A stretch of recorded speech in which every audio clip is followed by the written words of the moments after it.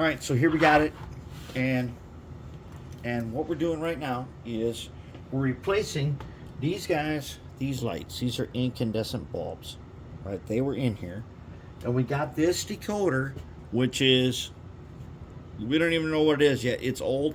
It's got a plug-in, and it's got a thing up here to change it from DCC to DC. It's currently set to DCC, or DCC and analog. It's set for DCC. All right, so here's what we got. Is I went ahead on and made a 3.5 millimeter or 3 millimeter LED, 1K resistor, and a wire going back to the decoder. All right, now here's the thing. These resistors, these guys right here, these guys, see the gold stripe? Now, I have always followed, as you've seen in other videos, and for those of you who've never seen any of this, we always follow the Radio Shack instructions, where that gold stripe is the last way out. Right? So you go through the LED, you come around, come to here, come back through, and the gold stripe is out.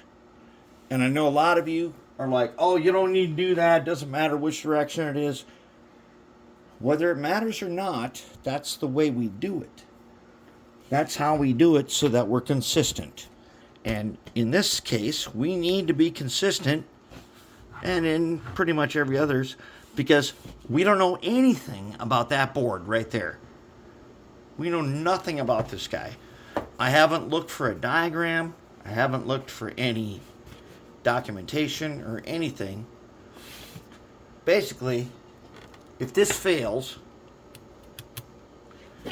I'm going to replace it with a different decoder. But if I don't have to, then I'm going to keep it, because this one doesn't need any extra special stuff.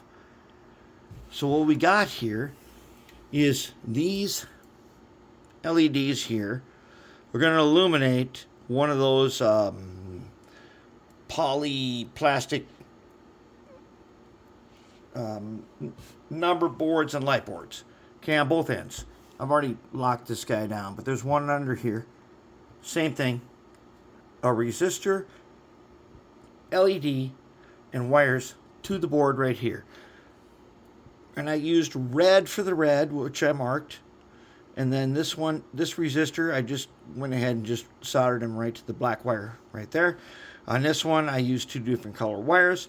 I plugged the board back in and put the first screw in, and he's locked down, and that should be good to go. But now we're going to put it on the track, see if we can identify it, and see if this works for us. If it does, we're set. We'll see. We'll see. We don't know. I was going to replace this with a Digitrax decoder, but if this works, we're going to leave it. All right, so we'll find out in a little while.